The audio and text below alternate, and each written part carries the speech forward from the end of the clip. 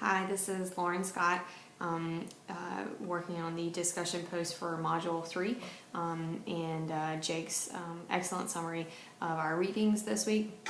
Most specifically, I wanted to address the second question that he posed to us as a course, as a class. He asked, do we agree that higher education is becoming more selective of privileged students? And I thought this was a really interesting question, especially after doing the readings.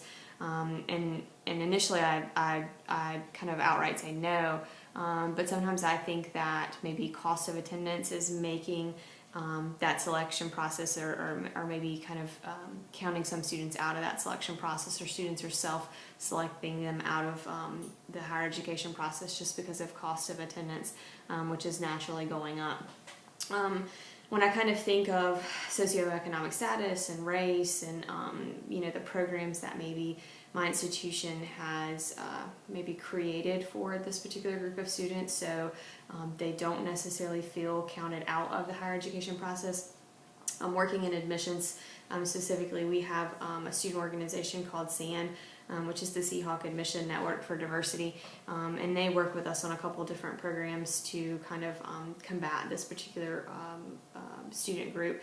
We do a program in the community in one of our surrounding 8 counties called Teal Choice, where we go into one of the more low-income high schools and really work with high school juniors.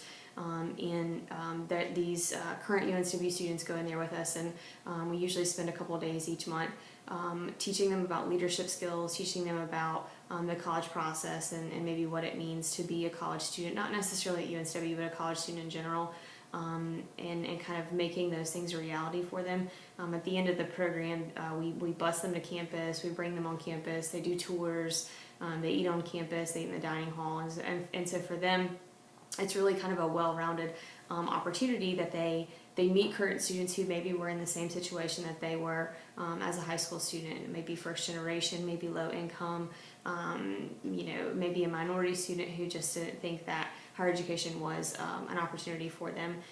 Maybe they weren't privileged enough, if you will, to kind of reach that. So we kind of take them through this whole process called Teal Choice, which we've been doing for a couple years now. And then another program that we always, it's not necessarily our program, but it's one that UNCW does, that we like to promote, is the SOAR program that financial aid does, that many of our students take advantage of, where if a student is falling 200% below the poverty level and they're maintaining a 2.5 GPA, then they are going to be given basically full tuition.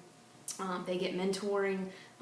They are required to attend bi-monthly meetings, just to kind of have that additional support. But that is, I think, a group of students who maybe would have self-selected themselves out of the higher education process just because of the cost. But it's a program that has been put in place specifically for those students. So I hope I'm touching on every part of that question that Jake posed. My initial response was definitely to say no, that higher education is not becoming more selective for privileged students, and I'd like to think that some of these programs are helping with that. So I'm interested to see in everyone else's response. Thanks.